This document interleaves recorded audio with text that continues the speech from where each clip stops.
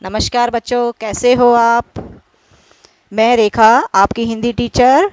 आज मैं आपको आपकी पाठ्य पुस्तक बाल राम कथा का पाठ 1 अवधपुरी में राम वो पढ़ाने जा रही हूँ। तो बच्चों, आप सभी ध्यान से पाठ को सुनेंगे।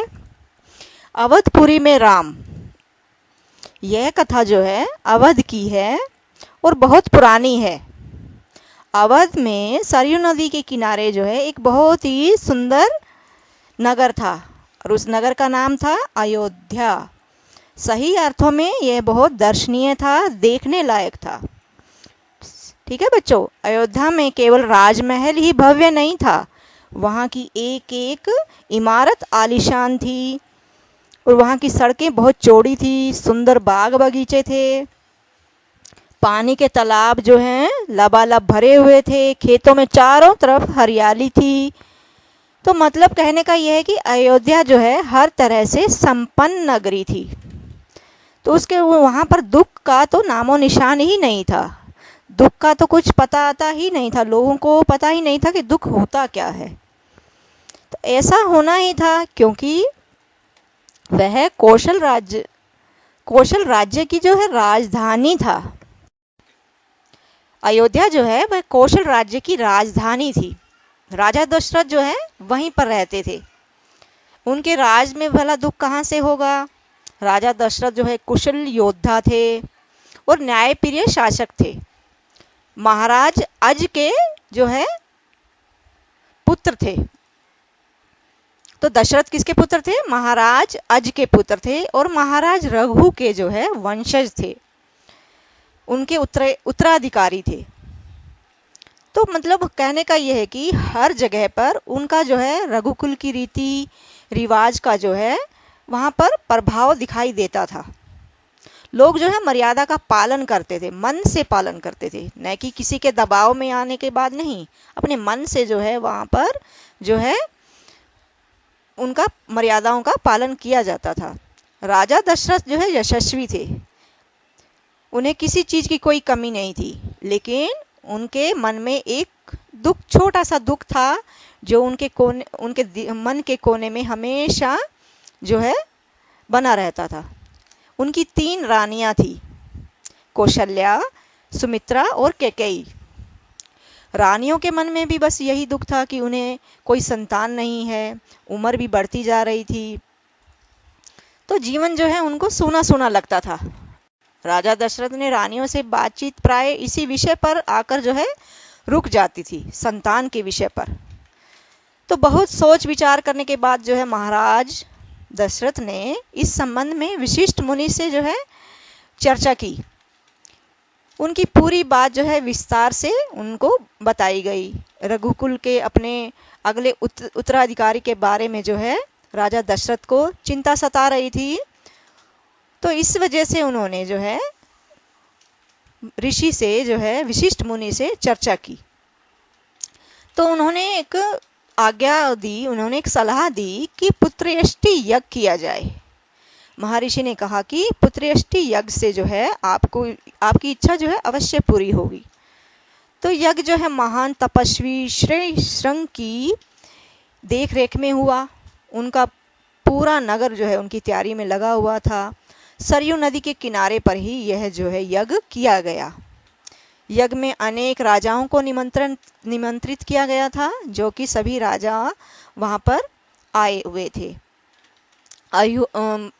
आहुति डालने के लिए जो है सभी राजाओं को बुलाया गया था। तो यज्ञ पूरा हुआ। अग्नि के देवता ने महाराज दशरथ को आशीर्वाद दिया। कुछ समय के बाद दशरथ की जो है इच्छा पूरी हुई। तीनों रानियां पुत्रवती हुई।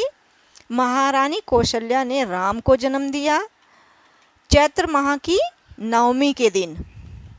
रानी सुमित्रा के 2 पुत्र हुए, लक्ष्मण और शत्रुघ्न, और कैकेयी के पुत्र का नाम जो है भरत रखा गया।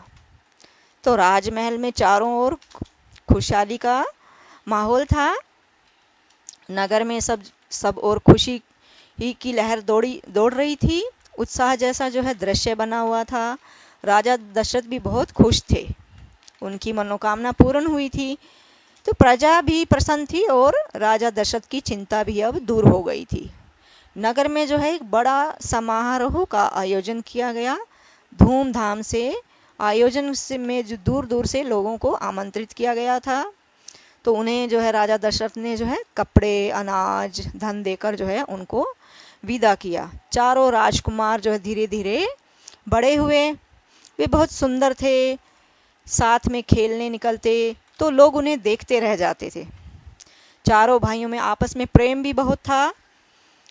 वे अपने बड़े भाई राम की आज्ञा का पालन करते थे। वो जो भी राम उनको बोलते थे वो उनको जो है उनके जो तीनों भाई जो है उनकी आज्ञा का पालन करते थे।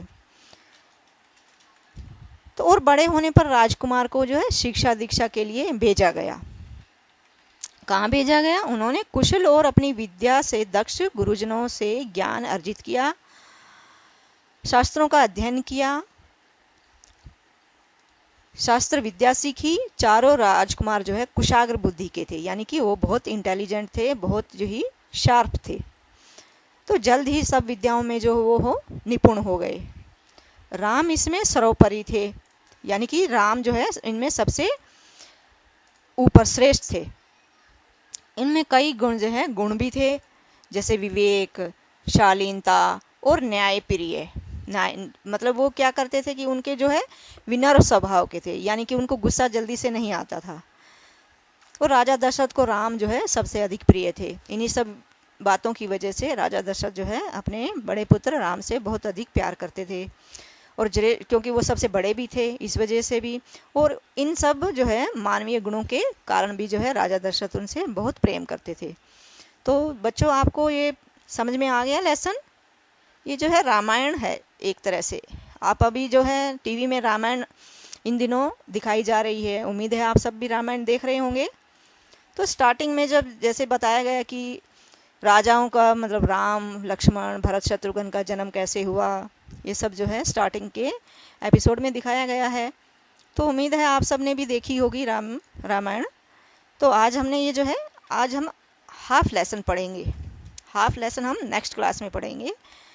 तो इस पार्ट से संबंधित कुछ प्रश्न पूछे गए हैं, तो उन प्रश्नों का जवाब जो है आप एक बार फिर से ये लेसन जो है अच्छी तरह पढ़ेंगे। तो उसके बाद जो है आप उन प्रश्नों के जो है उत्तर लिखेंगे।